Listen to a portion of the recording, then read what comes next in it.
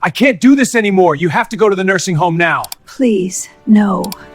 My son said I was too old, too slow, too much trouble to deal with anymore. And just like that, he placed me in a nursing home without my consent and moved into my house, as if I were already gone. But I wasn't confused. I wasn't helpless. And I certainly wasn't finished. Before we begin, a huge thank you to all of you. We've officially hit 400 subscribers. It's a small milestone, but a big deal for us. And now our eyes are set on the 1,000 subscribers goal. To help us get there, please hit the like button. Subscribe so you never miss a story. And let me know in the comments where you're watching from and how you're doing. Your support truly encourages us and keeps this channel going now. Let's jump into the story. I raised my son, Jason, with hands that cracked from work and a heart that never learned how to quit. When my husband passed away, it became just the two of us. I cleaned offices late into the night, skipped meals when money was tight, and sold my wedding ring to buy Jason a proper graduation suit. I never complained. I never asked for thanks. I believed love had a way of coming back around. The day I fainted in my kitchen, I didn't think much of it. Probably low blood sugar. I stood up too fast on an empty stomach. By evening, Jason arrived with his wife, Danielle. They looked concerned, almost too concerned. "Mom, we're just worried about you," Jason said, squeezing my hand. Danielle nodded silently, her smile tight. They brought soup, asked gentle questions about paperwork, bills, and old documents. They kept mentioning how hard it must be to manage a house at my age. I thought it was kindness. I didn't know those conversations were rehearsals. A week later, they invited me out to lunch. Just the three of us. Jason said, "You deserve a break." I didn't pack a bag. Didn't bring my phone charger. Didn't feel the need to. Why would I? They drove me to a building with beige walls and fake flowers lining the hallway. Jason hugged me tightly at the entrance. "Just for a few days," he whispered. "Rest." Then they walked out. No explanation. No return. A nurse later showed me the paperwork, my name, Jason's signature, boxers already checked. Medical consent. Long-term admission. I had been placed there legally. I sat on that unfamiliar bed, hands folded in my lap, trying not to shake. They believed I would fade quietly. They underestimated me. Because while they thought I had been put away for good, I was already planning my way back and what I would take with me. I didn't scream. I didn't beg. And I didn't argue with anyone in that building. Something inside me understood very quickly that panic would only help their story. If I cried too loudly or demanded too much, it would be written down as proof that Jason was right. So I stayed calm. I stayed observant. And I waited. The room they gave me felt temporary, like a place meant for people who no longer belonged anywhere else. No family photos. No calendar. No books. Just a bed I didn't choose, and a small dresser that smelled faintly of bleach. The hallway echoed with shuffling feet and distant voices, calling for names that never came back. On the third day, I asked the front desk to let me call my son. They told me visiting hours hadn't started yet. I explained that he had just dropped me off. The woman behind the desk looked confused, then uncomfortable. She pulled up a file and quietly said, "Your son requested long-term placement." That was the moment I knew. This wasn't a mistake. This was a plan. On the fourth day, I finally gained access to a phone. I called Jason. Straight to voicemail. I called again. Then I tried Danielle, the same woman who used to cry in my kitchen about how hard marriage was, had blocked me like a stranger.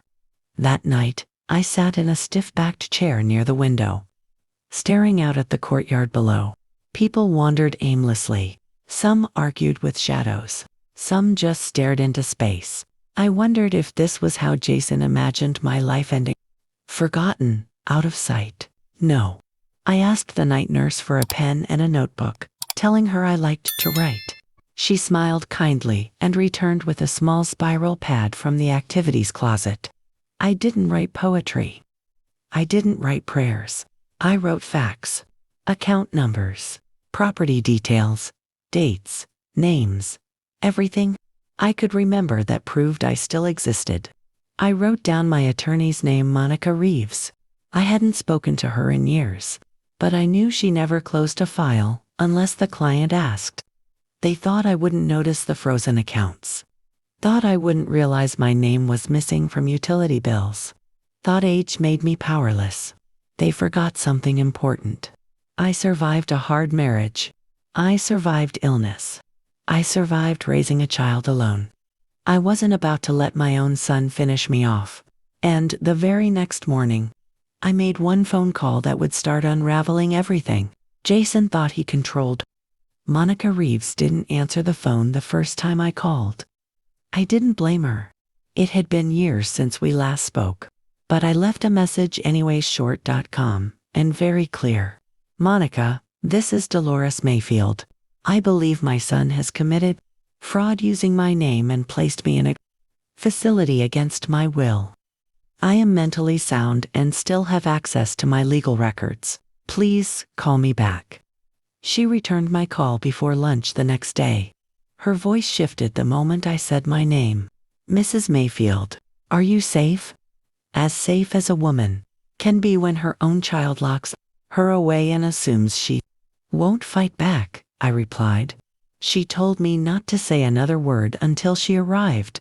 2 days later, Monica walked into the nursing home, carrying a briefcase and a look that made the staff instantly uneasy. She identified herself as my attorney and asked to see every document tied to my admission. The administrator's smile faded. Papers were shuffled. Excuses were offered. Monica sat beside my bed and reviewed everything with precision. The power of attorney had been filed without my consent. My signature was forged. The deed to my house still listed my name as the sole owner. Jason had assumed I wouldn't remember or wouldn't challenge it. He was wrong. That same afternoon, Monica arranged for an independent capacity evaluation. Using the facility's own physician, his conclusion was simple and written in ink. No signs of dementia. No cognitive decline. No justification for involuntary placement. Within days, Monica filed an emergency motion to revoke the fraudulent power of attorney. She opened a formal case for elder exploitation and misrepresentation. And just like that, the accounts Jason had frozen were locked again, this time against him. I left the nursing home on a Wednesday afternoon. No farewell speeches. No emotional goodbyes. Just a slow walk out the front doors with a small bag of clothes Monica had purchased for me. The air outside felt different, lighter, free. We didn't return to my house. I wasn't ready. Instead, Monica booked us into a quiet extended stay suite while she prepared the next step. Jason didn't know yet that I was out. He still believed he had one. That belief wouldn't last long. Because while he thought I was still sitting quietly in that room, I was already signing paperwork that would rip the ground out from under him. And when the legal notice finally reached his hands, my son would learn what it feels like to be removed without warning. The legal papers were served to Jason and Danielle early on a Tuesday morning. 7 o'clock sharp. According to the process server, Danielle started shouting the moment she realized what was happening. Jason didn't yell. He didn't argue. He just stood there, pale and frozen, reading the words he never expected to see. That evening, my phone rang. "Mom," Jason said quietly, almost like a child. "We got something in the mail today. Is this real?" I waited before answering. Let the silence sit where his confidence used to be. "You mean the notice saying you're living in a house you don't own?" I asked. "Yes, it's real." "You can't be serious," he said. "That's my home." I took a slow breath. "No, Jason. It's the home you removed me from." He tried to explain. He always did. Said he was overwhelmed. Said he was trying to protect me. said Danielle pushed him. None of it mattered. You forged documents, I said calmly. You froze my accounts. You placed me in a facility without my consent. Those weren't mistakes. Those were choices. He went quiet. You have 30 days to move out, I continued. If you don't, the court will remove you. I hung up before he could respond. Within days, the petition to force the sale of my house was approved. Because my name and only my name was on the deed, the law was clear. Jason had no legal right to stay. Every dollar from the sale would return to me. I imagined them sitting on my couch, drinking wine they couldn't afford, talking about how they had inherited a house from a confused old woman. They hadn't inherited anything. They had stolen it. And now the truth was collecting interest. We accepted a full cash offer from a young couple who loved the garden and the arched doorway. They spoke about filling the house with family and laughter. I signed the papers without hesitation. Danielle sent me a message later that night. We're family. You'll regret this. I stared at the screen for a long moment before typing one sentence back. No, I was your past and you buried me too early. Then I blocked her. On closing day, I walked through the empty house one last time. The walls were bare. The rooms quiet. Whatever pain lived there no longer belonged to me. The sale was final, clean, legal. And with that money secured, I moved on to the last step of my plan. Because taking my house back wasn't the end, it was only the beginning of what I intended to build next. I didn't rush the final step. That's the mistake people make when they want revenge. They act too fast. I waited. I let the paperwork settle. I let Jason and Danielle finish packing their boxes and peeling their lives out of a house that was never truly theirs. And then I bought the house next door. One story, small porch, a rose bush out front, and a backyard that faced their kitchen window. I paid in full, no mortgage, no noise, just a signature and a smile that surprised even me. The first morning I moved in, I wore my best Sunday hat and sat on the porch with a glass of sweet tea. I didn't hide. I didn't announce myself either. Jason stepped outside a few minutes later, holding a trash bag and his phone. When he looked up and saw me, he froze. Just stood there like the ground had shifted beneath him. I smiled. He turned around and went back inside. Danielle avoided eye contact after that. She parked farther away, closed the curtains, pulled the blinds tight like darkness could undo what daylight revealed. I planted roses along the fence, bright red ones that bloomed loudly without saying a word. Then my grandson, Tyler, came over.